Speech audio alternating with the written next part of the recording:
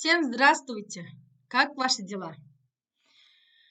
А теперь начнем наш сегодняшний урок 55-й. Первые путешественники в космос. Космосқа ұшқан алғашқы саяхатшылар туралы айтатын боламыз. Ол кімдер?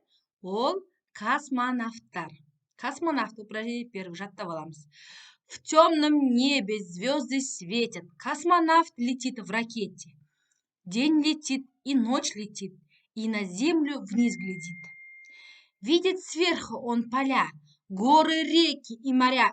Видит он весь шар земной, наш дом родной. Жаттап аламыз. Запишите, жазамыз. Вставь пропущенные буквы, раскрой скобки. Жақшаның ішін ашамыз. Бас әріппен жазыла ма, кішкентай әріппен жазыла ма? Соны жазуымыз керек, және әріптерді толықтырып жазып шығамыз. Бастайық. 19 августа 1960 года с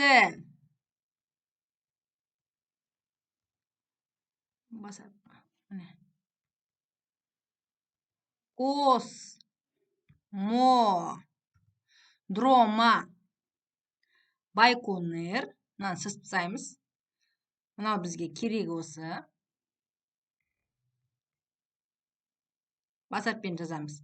Байконур стартовал космический корабль. О болады, және А болады. Және бас әріппен Восток. На В керек емес. На борту этого корабля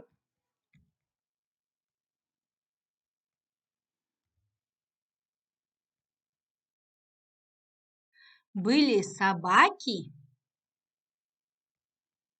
Бас әріппен жазамыз. Неге? Өйткені ол аты белка и стрелка. Они были первыми четвероногими космонавтами.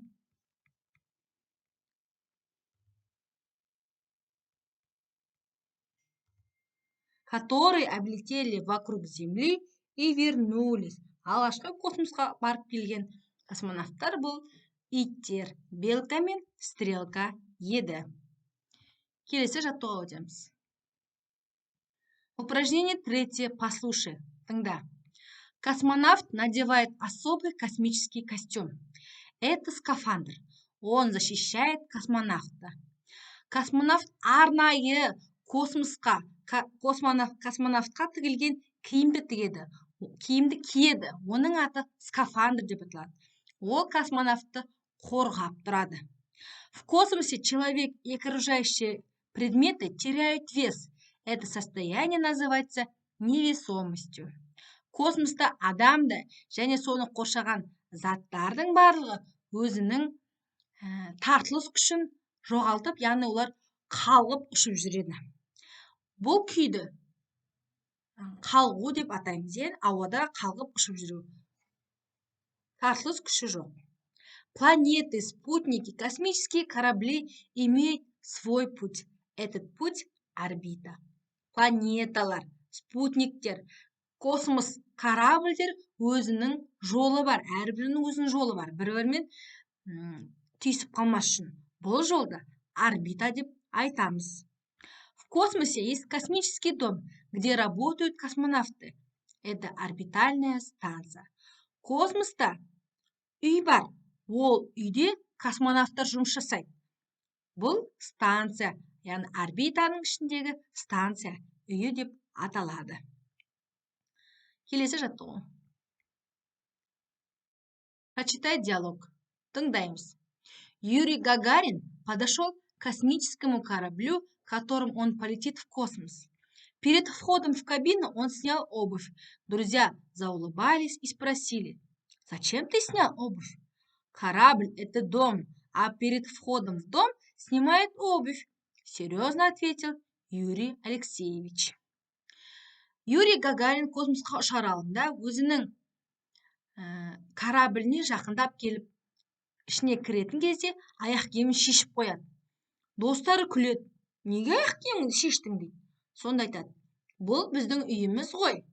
Үйге кірер кезде аяқ киімді шешіп кіреміз деп жауап берген екен Юрий Алексеевич Гагарин, яғни космонавт, ең алғашқы космонавт. Ары қарай. Работа с текстом. Текстпен жұмыс жасаймыз.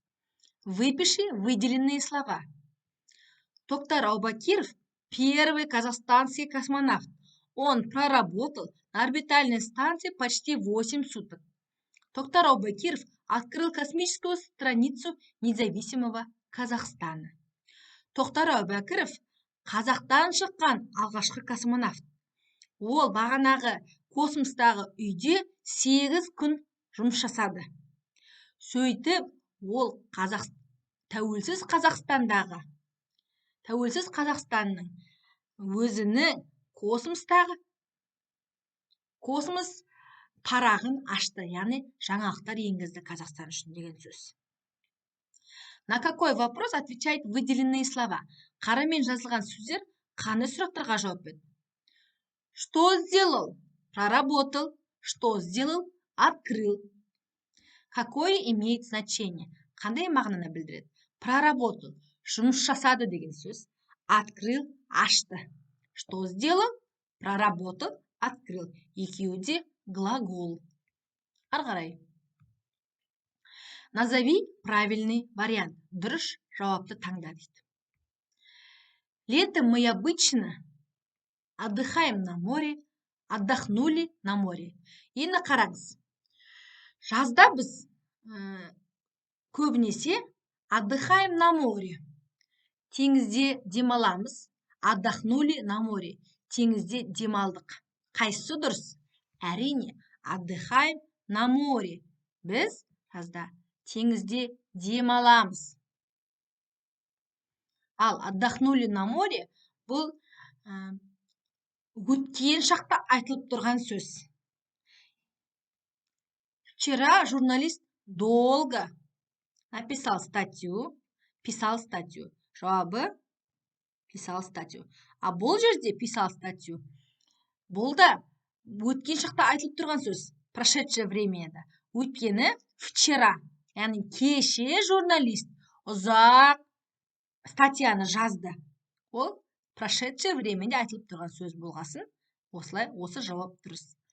Утром я хорошо позавтракала и побежала в школу.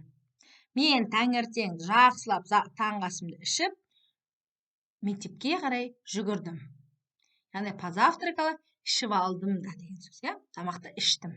Тамақты таңғы асымды ішіп алдым.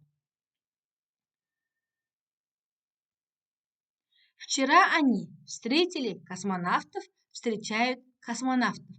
Кеше олар космонавтты күтіп алды. Яғни бұл өткен шақта айтылып тұрған сөз. Кеше олар космонавттар күтіп алды. Встречают космонавтов. Ал бұл ертеңгі болатын оқиғаның жалғасы, сондықтан бұл дұрыс, бұл жауап дұрыс емес. Осымен бүгінгі сабақ аяқталды. Ұнаса комментарий жазып, лайк басып, каналыма тіркелуді ұмытпаңыздар. Мен күтемін. Сау саламат болыңыздар.